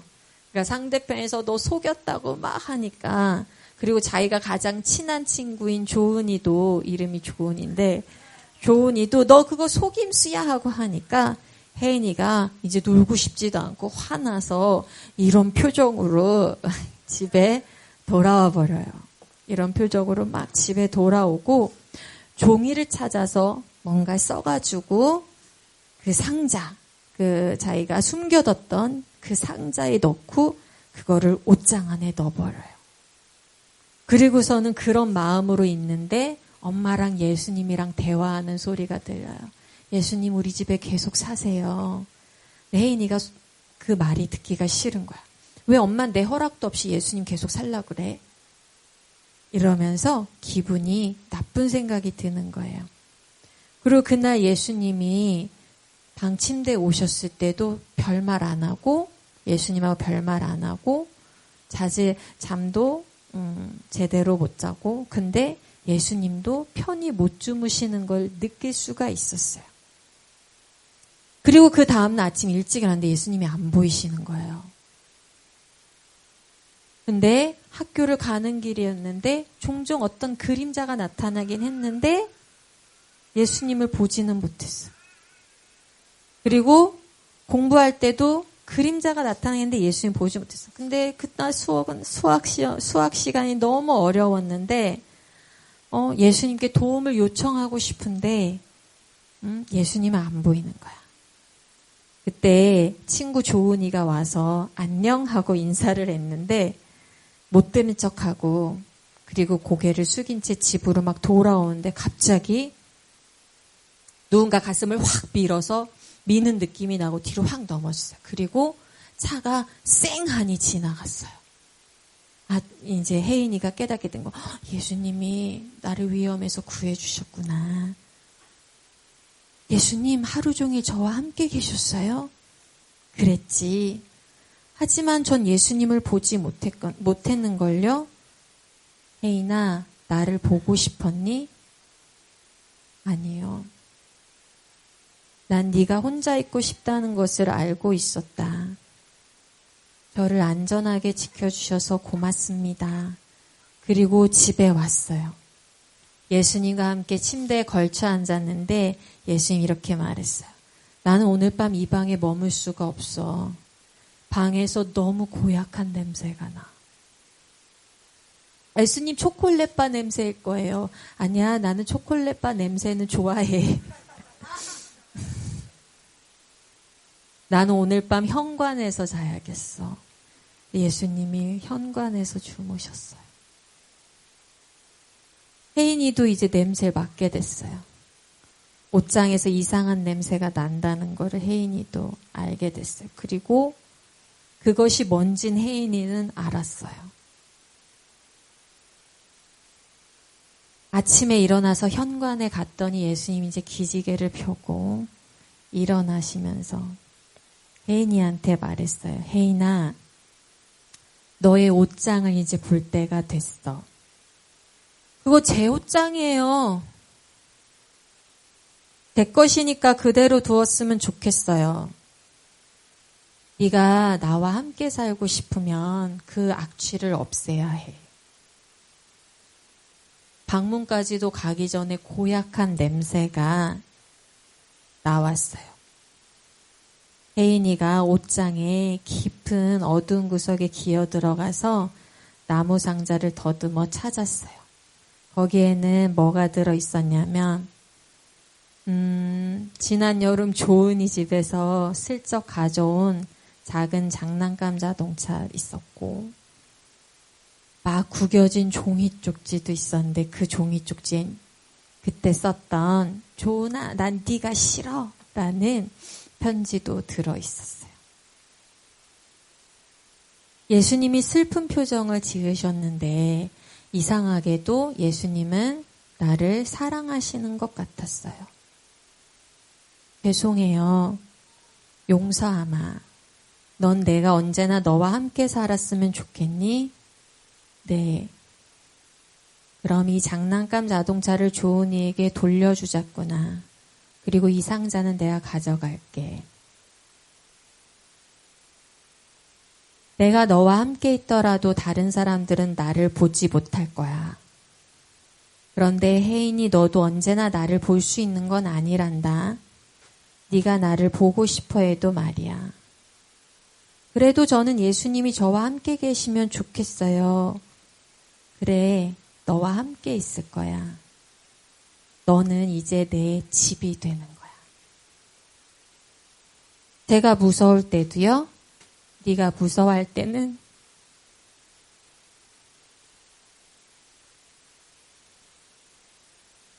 더더욱 난 너와 영원히 함께 있을 거야.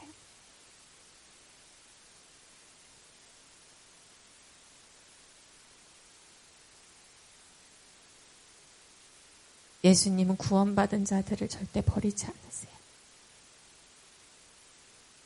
영원히 함께 하셔요. 근데 예수님이 우리 안에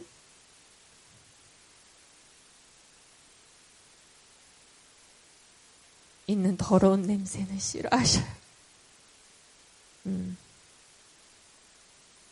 우리 안에, 우리 마음에 예수님 거하시는 곳에 하나님의 사랑이 닿지 않는 그곳에 예수님은 좋아하지 않으셔요. 하나님을 안다, 하나님을 사랑한다라는 것은 내 삶의 모든 부분을 세밀하게 하나님께 하나님이 다 다스려 주세요 하고 드리는 거예요.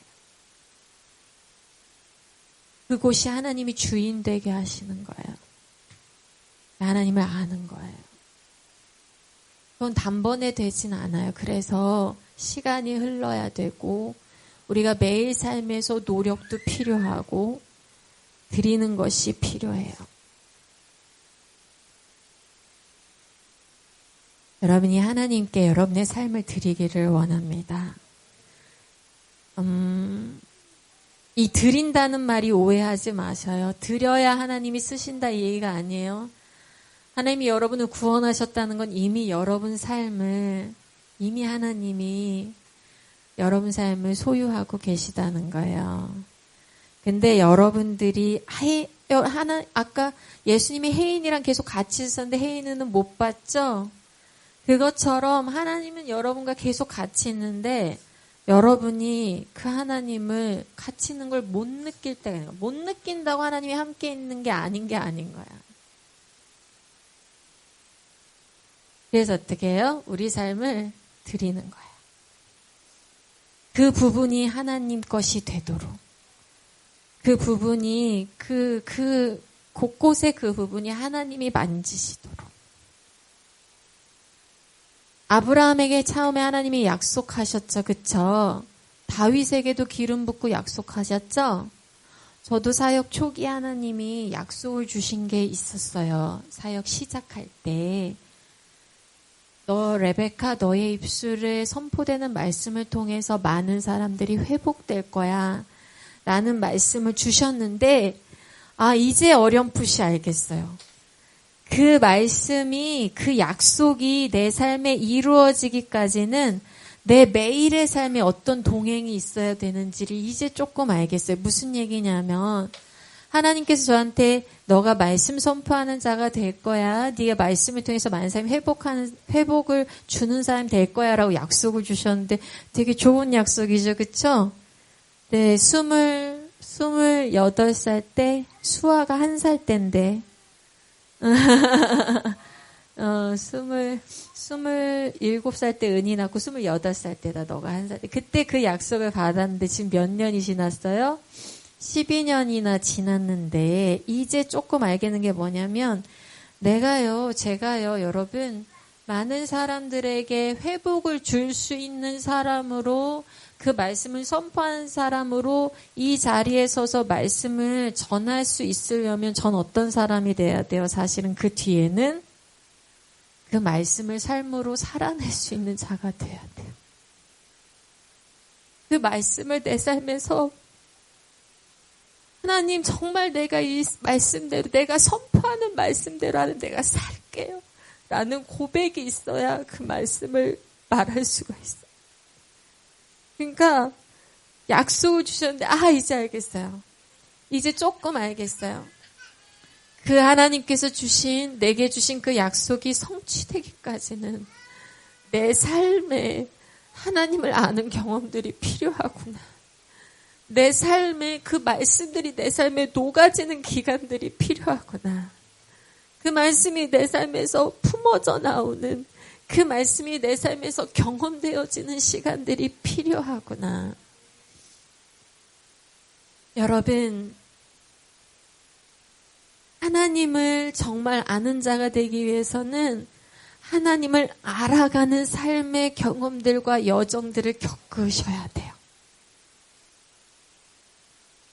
그 여정을 여러분 걸으시기를 바랍니다. 그 삶 가운데 하나님 점점 더 알아가게 될 거예요. 하나님을 알아가면 알아갈수록 여러분은 드디어 그분의 자비하심과 그분의 긍휼하심과 위대하심과 영광스러우심 혹은 신실하심을 더 깊게 경험하는 자들이 될 거고요.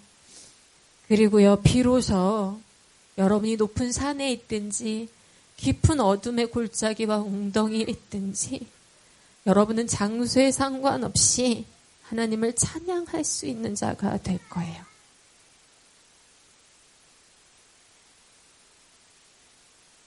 이 말이 어떤 말인지 저도 아직 어렵지만 내가 정말 깊은 골짜기 가운데 있을 때 하나님 찬양한다는 것이 너무 어렵지만 그렇지만 저를 비롯해서 우리 여기에 모든 구원받은 주의 백성들은 이것이 깨달아지는 때까지 하나님을 알아가기를 원해요. 내가 기분이 좋고 내가 높은 자리에 있을 때만 하나님을 찬양할 수 있는 용기가 생기는 것이 아니라 내가 이미 그 하나님을 내 인생에서 경험해 왔기 때문에 내가 골짜기 가운데 있을 때도 내가 사망의 음침한 골짜기에 걸을 때도 그래도 하나님은 신실하신 분이야. 그래도 하나님은 위대하신 분이야. 찬양할 수 있는 우리 그리스도인들이 되기를 바라요. 마지막으로 바울의 얘기 한 번만 보고 끝냅니다. 디모데후서 4장 11절을 한번 가볼게요.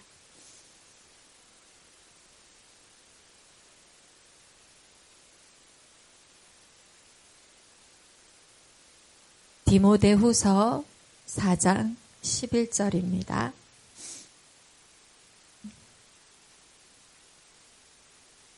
같이 읽을까요? 시작. 누가만 나와 함께 있느니라. 내가 올 때에 마가를 데리고 오라. 그가 나의 일에 유익하니라. 이제 사도 바울이 죽을 날이 얼마 안 남았어요. 처형받고 죽을 날이 얼마 안 남았는데 사도 바울은 감옥에 있어요. 근데 사도 바울과 함께 동역했던 사람 중에 사도 바울을 떠난 자들이 있었어요. 이 사역을 버리고 간 자들도 있고, 그리고 사역이 여러 지역에 바빠서 여러 지역, 다른 지역 사역을 때문에 진짜 몸이 떠난 사람이 있고, 사역을 버린 자들도 있고, 그래서 이런 많은 사람이 떠난 가운데 지금 감옥에 누가랑, 자기를 돌봐주는 누가랑 같이 있었는데, 이 편지, 디모데한테 편지 쓰면서 네가 올 때 마가를 데리고 와라 그래요. 이 마가라는 사람이 누굴까요? 마가라는 사람은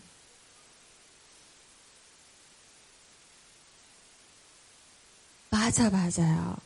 이 마가라는 사람 바나바의 조카인데 바나바랑 마가랑 누구랑? 사도 바울이랑 처음에 선교여행을 같이 갔었는데 중간에 마가가 중간에 갈라디아 지방을 가려다가 너무 힘들어서 돌아가 버렸단 말이에요.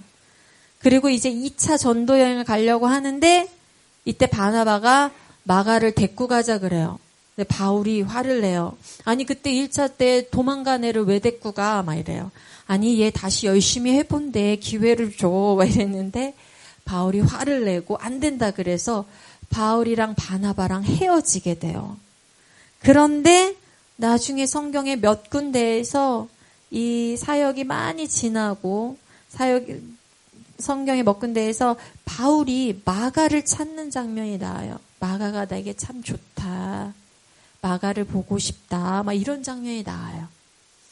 아마도 사도 바울이 그때는 선교행을 막 처음 시작할 때는 혈기가 왕성하고 자기의 어떤 고집도 있고 막 이렇게 하면서 안 돼! 마가는 안 돼! 한번 배신하면 안 돼! 막 이랬는데 사역을 한참을 지나고 자기도 고난을 받고 자기도 누군가에게 배척을 되게 많이 받고 그동안 자기 동족에게 배척받고 핍박받고 이 상황 가운데 자기도 그런 겪은 가운데 그리고 또한 마가도 어땠어요? 마가도 그 가운데 다시 옛날의 모습이 아니라 다시 사역을 열심히 하고 어린 모습을 벗고 열심히 하고 하는 모습들을 봐오면서 마가에 대한 마음이 바뀌고 또 마가를 사랑하게 되고 같이 동역하게 되고 했나 봐요.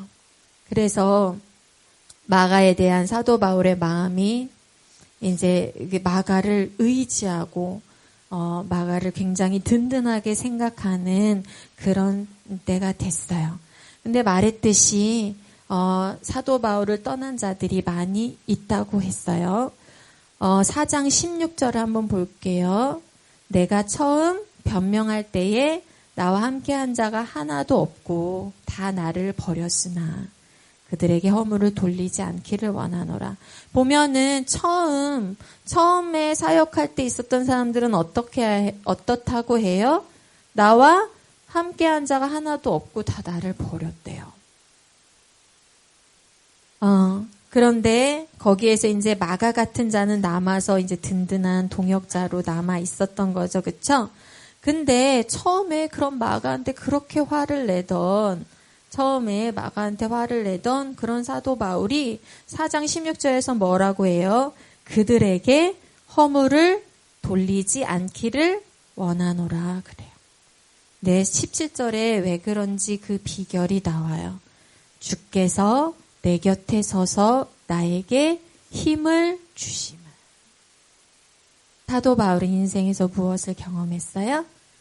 그 인생의 삶의 선교의 삶에서 하나님의 복음을 전하는 삶에서 무엇을 경험했냐면 다른 누구보다 예수께서 자기 옆에 항상 계셔서 자기 옆에 서서 힘주심을 경험했던 거예요. 그래서 인생을 다 겪고 이제 늙은 사도가 인생을 다 겪고 이제 나를 떠난 사람들 허물하지 말고 나에겐 하나님이 힘주셨어. 그리고 사자의 입에서 나를 건져주시기도 했어. 이방인들에게 복음을 듣게 하기 위해서 나를 사용하셔서 말씀을 선포케 하셨어. 자기 인생을 돌아보고 그 얘기를 하고 있는 거예요. 여러분의 인생의 말미가 이렇게 아름답기를 바라요.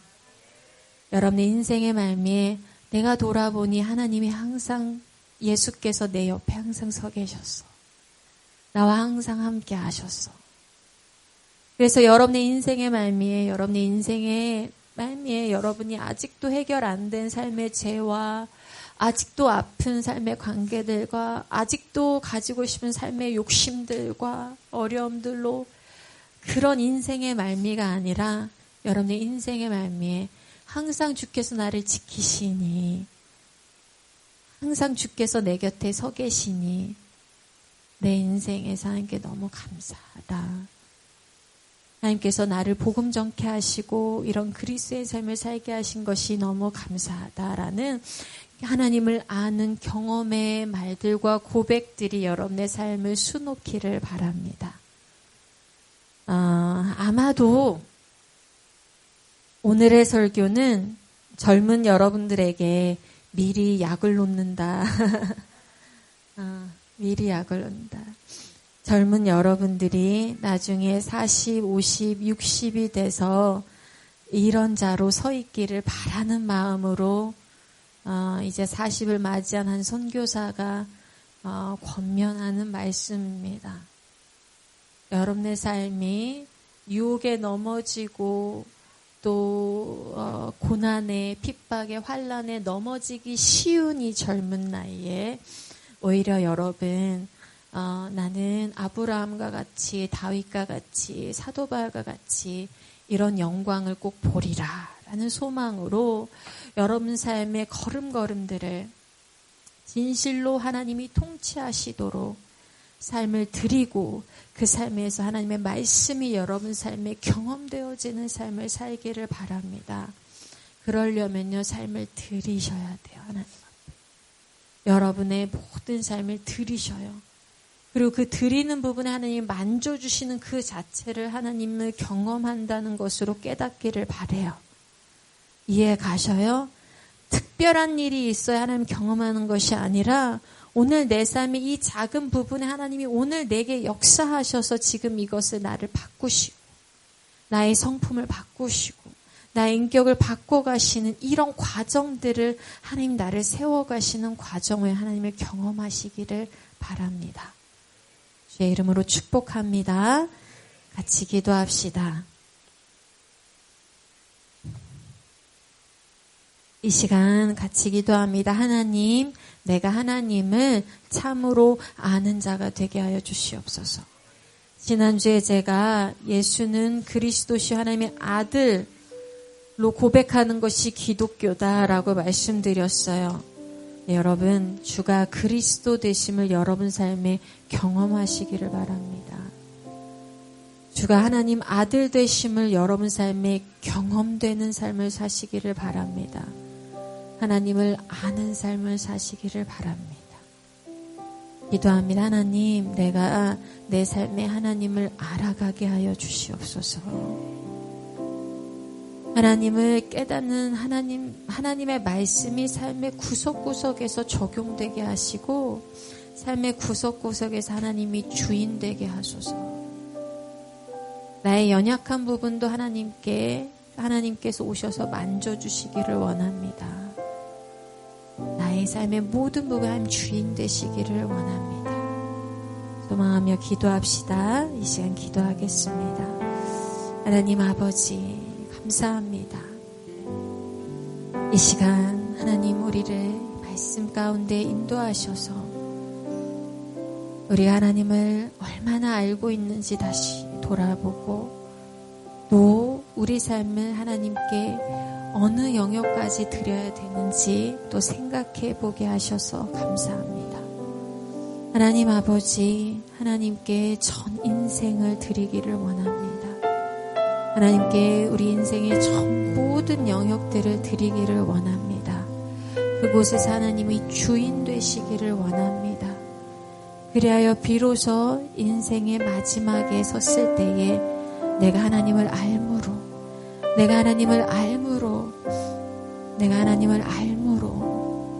하나님이 내 인생에 이렇게 이끌어오심을 알므로 이제 내가 하나님 앞에 두려움이 없다 고백할 수 있는 자가 될 수 있기를 원합니다.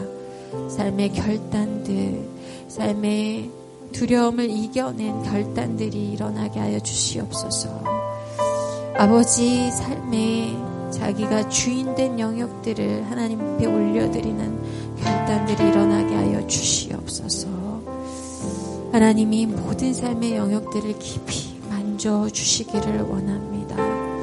하나님을 아는, 경험하는 삶을 살게 하시기를 원합니다. 주여 도우시고 주여 인도하여 주시옵소서. 아버지 도와주시옵소서. 여러분, 오늘의 중심 주제는 아주 간단해, 아주 쉬워요. 오늘의 중심 주제는 이거예요. 여러분 삶의 모든 부분 하나님께 드리십시오. 좀 더 적극적으로 드리세요. 다 소극적으로 하나님 바꿔보시지 이러고 앉아있지 말고요. 하나님이 한번 해보시지 하고 그냥 그렇게 살지 말고요. 마음을 열어서 다 드리세요. 하나님 그냥 다 여러분 삶 만지셔서, 여러분 삶 그냥 다 만지셔서 통째로 하나님 원하시는 예수 닮는 사람으로 바꿀 수 있도록 다 드리세요. 그냥 여러분이 다 하나님 것이 되면 좋겠다라는 소망으로 사셨으면 좋겠어요. 그게 구원받은 자의 소망이 되기를 바라요.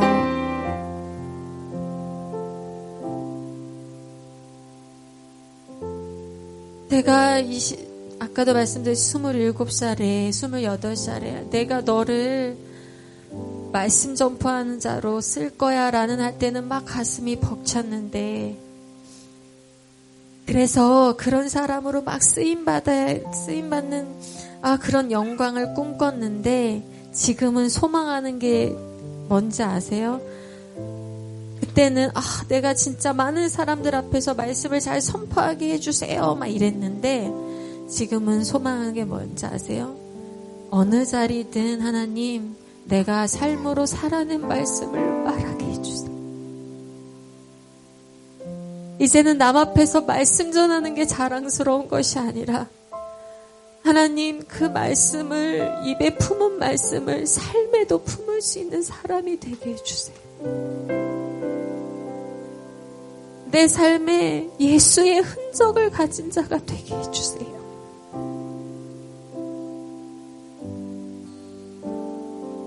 예수 위에서 무엇이 되기보다 여러분 예수 닮은 사람 되셔요.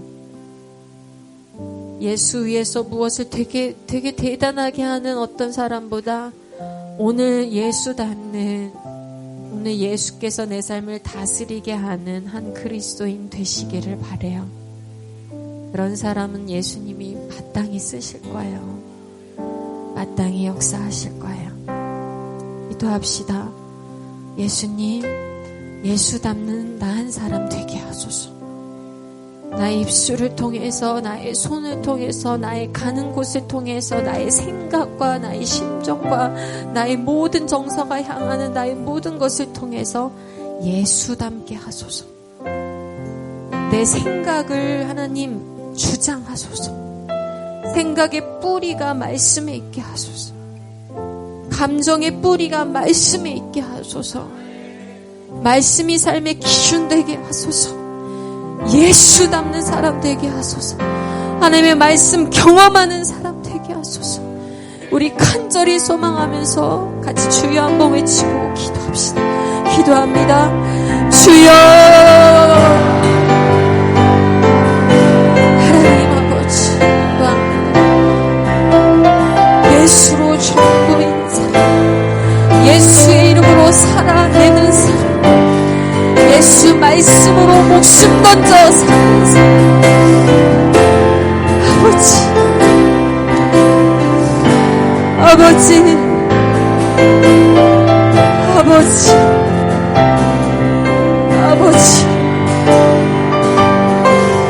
아버지, 그러한 사람 되게 하소서. 예수 닮은 사람 되게 하소서.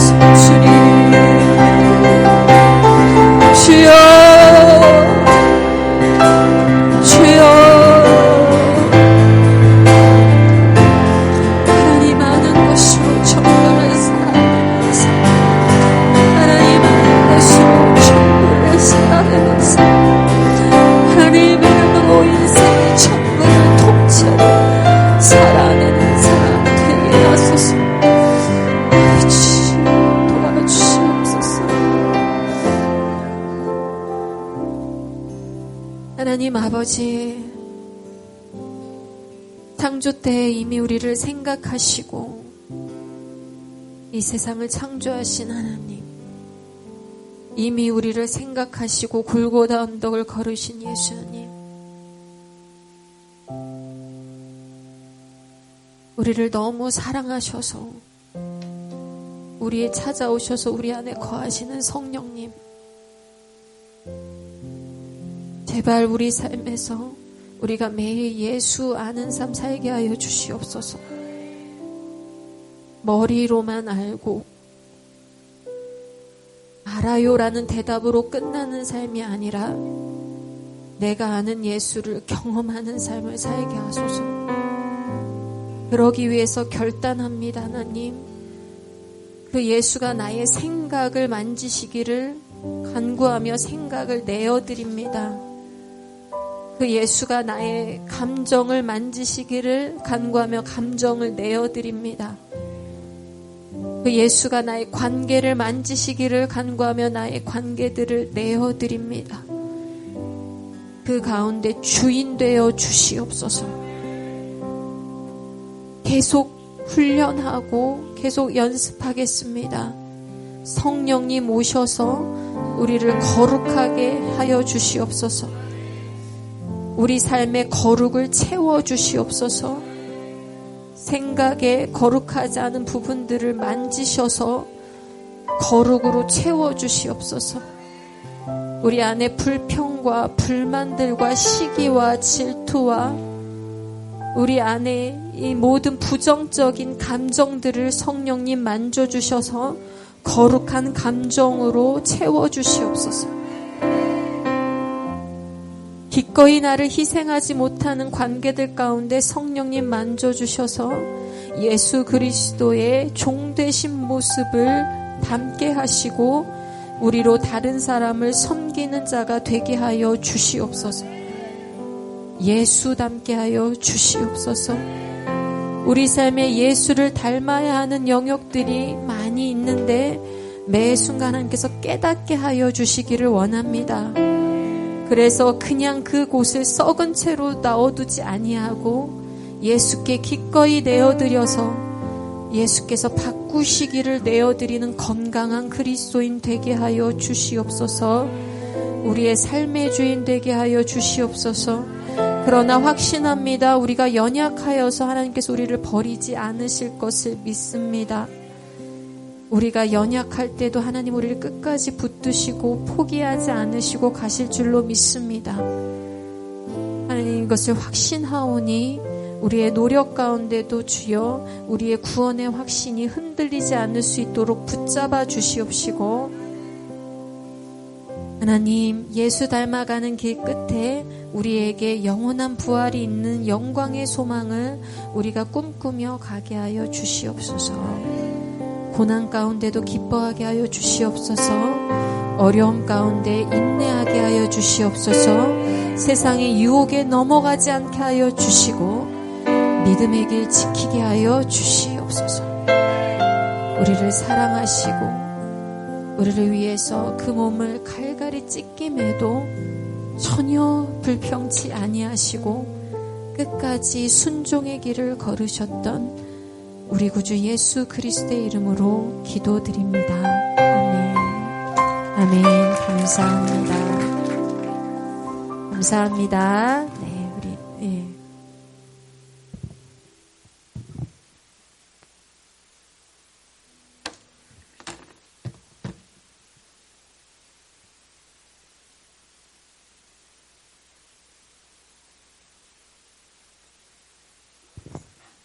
우리 옆 사람과 인사하겠습니다. 당신은 하나님을 아십니까? 우리 한 번 더 인사합시다. 당신의 모든 삶의 부분을 하나님께 드리십시오.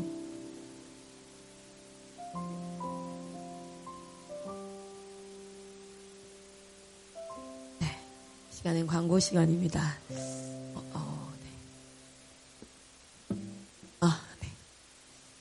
자, 여러분 잠깐 광고하도록 하겠습니다. 오늘 주일 여수선교중앙교회 지역교회 사역으로 제시 선교사님 나가 계세요. 우리 같이 기억하고 기도하기를 소망합니다. 대전소망교회 지역교회 사역으로 로이스 선교사님 나가 계십니다. 우리 로이스 선교사님을 통하여서 지금 초등부가 많이 말씀 안에 일어나고 있다는 소식들이 들려져요. 그래서 계속해서 기도해 주셨으면 좋겠습니다. 이 팀에 함께 협력되어져서 우리 MTS 예진이도 같이 가고 있어요. 네, 그래서 소망교회가 일어나기를 소망합니다. 오늘 광주 한마음교회 말씀 사역으로 마이크 선교사님 가셨는데 오전, 오후, 저녁까지 해서 총 3번의 말씀이 증거되어진다고 해요. 그래서 하나님께서 마이크 선교사님 입술을 통하여서 선포하시기를 소망하는데 체력적으로도 강건하게 사역에 임할 수 있도록 기도해 주셨으면 좋겠습니다. 강북제자교회에 비전캠프 사역팀이 나가 있습니다. 아침에 8시에 출발했더라고요. 제시카 선교사님, 사랑 선교사님, 에스더 선교사님, 갈렙 선교사님 이렇게 나가서 사역을 하고 있으니까 기도해 주시고 오늘 이 시간을 통해서 강북제자교회에 하나님의 말씀을 들으는 많은 자들이 모여지기를 소망합니다. 네, 한국사 캠프 이렇게 진행이 된다고 해요. 그래서 기도해 주셨으면 좋겠고 여러분 월요일은 대구 고산동목교회 부모학교 사역이 있습니다. 기도해 주시고 이번 사역을 통하여서 대구 다윗학교의 부모님들이 중보자, 나는 돕는 자라는 생각을 가지는 걸 넘어서 내가 선교사라는 마음을 가지고 한국 다음 세대 살리기 운동에 동참하는 모임들이 일어나기를 소망합니다. 네, 화요일은 대구 다윗학교 지원팀으로 제시 선교사님이 화요일, 수요일 1박 2일 사역으로 출정하십니다. 그래서 추석 전에 아이들에게 다시 한번 우리의 정체성과 이러한 것들을 각인하는 시간이 되기를 소망합니다. 여러분 이번 주는 추석 민족 대명절 추석이 있습니다. 옆 사람한테 이렇게 인사합시다. 당신의 가정의 주인이 하나님 되시기를 축복합니다. 엄청난 영적 전쟁이 일어나는 시즌이 왔어요. 여러분 기도합시다. 우리 집은 제사 안 드려요. 우리 집은 다 믿어요. 이런 싹바가지 없는 소리 하지 마시고 여러분 이번 일주일간은 무장하셔서 제가 알기로 많은 믿음의 선배들이 이러한 기간에는 금식으로 기도하고 대적하고 했던 것을 기억합니다. 여러분 이번 일주일간 강력하게 기도하셔서 이것이 우리에게는 그냥 단순히 제사를 드리지 않는 하나의 방어적 시간이 아니라 오히려 공격, 여러분의 최선의 방어는 무엇이라고요? 공격. 네. 복음이 증거되어지고 선포되어지고 하나님의 왕되심이 선포되어지는 그러한 시간이 되기를 소망합니다. 여러분 영적 전쟁에 한 걸음 물러나지 마시고 가장 최전방에 서서 싸우는 하나님의 군사가 되기를 간절히 소망합니다. 기도하는 한 주간 가지시고요. 개인적으로도 아침이든 저녁이든 시간을 정하시고 하나님 앞에 기도드려 하나님께서 역사하여 주십시오. 그래서 이 주간이 지나고 나면 전국 곳곳에서 승전보가 울려지고 간증이 일어나기를 제가 기도했어요. 그리고 하나님께서는 저를 통해서 이렇게 일하셨습니다. 라는 간증들이 울려지기를 소망합니다. 네, 16일날 돌아오는 16일날 CBOP와 영어교실이 대전 본부에서 시작되었습니다. 여러분 2기가 시작된 지 총 13명이 지금 등록된 상태예요. 지난번에는 17명이 등록해서 총 8명이 졸업을 하는 그러한 시간이 있었는데 13명이면 6명밖에 졸업을 안 할 것 같은데 이게 밭에서 일을 하다가도 한 여자는 불림받고 한 여자는 일을 계속하고 10명이 부름받아도 10명의 열처녀가 5명은 졸다가 끝나고 5명이 이게 그렇단 말이죠. 그래서 좀 더 모집이 되었으면 좋겠어요. 기도해 주셨으면 좋겠습니다. 그리고 이 CBOP를 통하여서 부모학교 여러분 다윗학교 생기니까 너무 좋죠.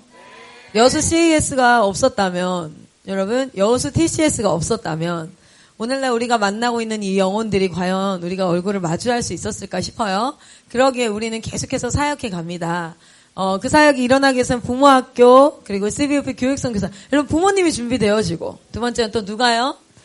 교육선교사님들이 준비되어지고 또 한사살 수련회를 통하여서 청소년들이 살아날 수 있다는 소망과 그리고 청소년들이 함께 기도의 군대가 되어서 일어나고 또 교회에서 마이크 선교사님이나 여러 선교사님들이 설교하고 교제함을 통해서 안 됩니다. 다음 세대 진짜 힘들어요. 이런 패배의식이 가득한 그곳에 하나님의 소망이 그 교제함을 통해서 됩니다. 안 되면 되게 하는 게 하나님의 역사입니다. 막 이렇게 마이크 선교사님 맨날 하는 거 뭐예요? 하나님 제일 잘하는 거 뒤로 돌아. 이렇게 하면 된다잖아요. 그쵸? 내가 꼴등이야. 그럼 뭐예요? 뒤로 돌면 내가 1등이야. 여러분, 안 되는 그곳에서 하나님이 역사하시는 줄 믿습니다.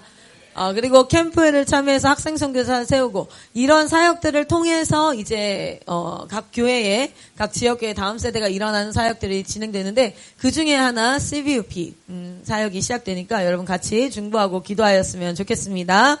자, 옆 사람과 한 번 더 인사합시다. 당신의 삶을 통해 하나님을 알아가기를 소망합니다.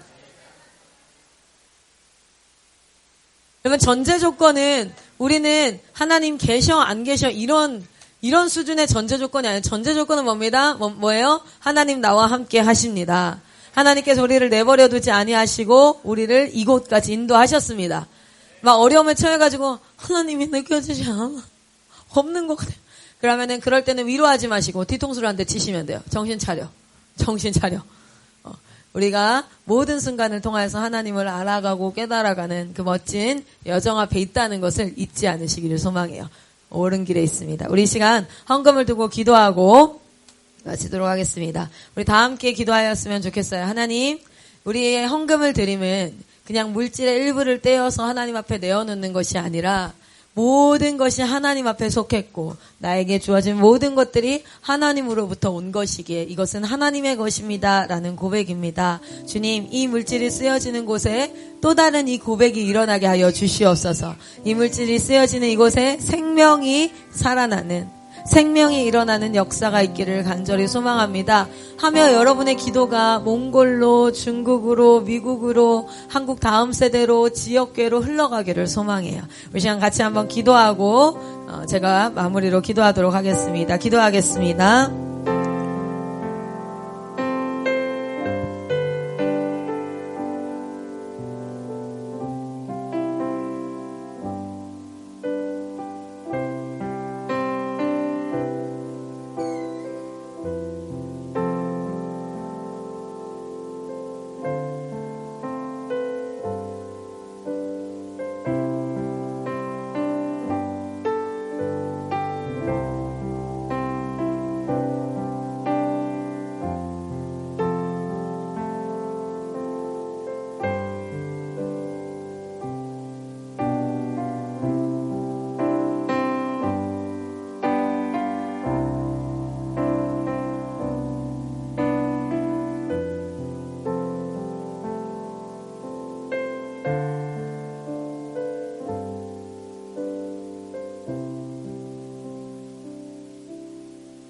주신 분도 하나님이시오 거두시는 분도 하나님이신 줄 믿습니다. 아버지, 우리에게 속한 모든 것들이 하나님께로 왔고 이제는 또 하나님께로 돌아갑니다. 주님, 우리가 그 가정 가운데 더욱더 예수 그리스도의 그 깊은 사랑을 깨닫게 하여 주시옵소서. 오늘도 이 자리 가운데 앉아있게 해주셔서 감사합니다. 주님, 이 하나님의 음성 우리 귓전에 들려지게 해주셔서 감사합니다. 아버지, 우리의 삶의 예배, 이 삶의 모든 순간들을 통하여서 하나님이 깨달아질 줄 믿습니다. 그 깨달아지는 하나님을 기뻐하고 찬미하며 많은 자들과 함께 동참하여 하나님의 때를 예배하는 자로 불러주심에 또한 감사합니다. 아버지, 우리 이 IM교회에서 드려지는 모든 물질들이 쓰여지는 곳곳마다 생명이 일어나게 하옵시고 그곳에 또 다른 교회가 세워지고 예배가 회복되어지는 귀한 역사 있게 하여 주시옵소서. 오늘도 사단은 이 모든 것들을 망가뜨리기 위해서, 멸망시키기 위해서, 죽이기 위해서 아버지 세상의 많은 부분들 유혹하고 꼬이고 여러 가지 그런 일들을 합니다. 그러나 하나님, 우리가 우리의 귀를 하나님 앞에 열고 하나님의 음성을 듣고 한 걸음 한 걸음 나아가겠습니다. 주여, 우리의 발걸음을 인도하여 주시옵소서. 연약하여 넘어지고 또 아버지 두려움으로 하나님을 신뢰하지 못함으로 우리의 삶에 여러 가지 모양으로 나타날 때에 그럼에도 불구하고 우리를 오래 참으심으로 인도하시는 성령님을 의지합니다. 하나님, 이제 각자의 처소에 나아가 자신이 하나님 앞에 삶의 예배를 드려지는 모든 그 삶의 처소 가운데 성령께서 동행하여 주시옵소서. 주께서 함께 하심을 감사합니다. 거룩하신 예수 그리스도의 이름으로 기도드렸습니다. 아멘. 우리 주기도문으로 이 모든 예배를 마치도록 하겠습니다. 하늘에 계신 우리 아버지, 아버지의 이름을 거룩하게 하시며 아버지의 나라가 오게 하시며 아버지의 뜻이 하늘에서와 같이 땅에서도 이루어지게 하소서. 오늘 우리에게 일용할 양식을 주시고 우리가 우리에게 잘못한 사람을 용서하여 준 것 같이 우리 죄를 용서하여 주시고 우리를 시험에 빠지지 않게 하시고 악에서 구하소서. 나라와 권능과 영광이 영원히 아버지의 것입니다. 아멘. 우리 성삼일체 하나님께 영광의 박수 올려드립니다.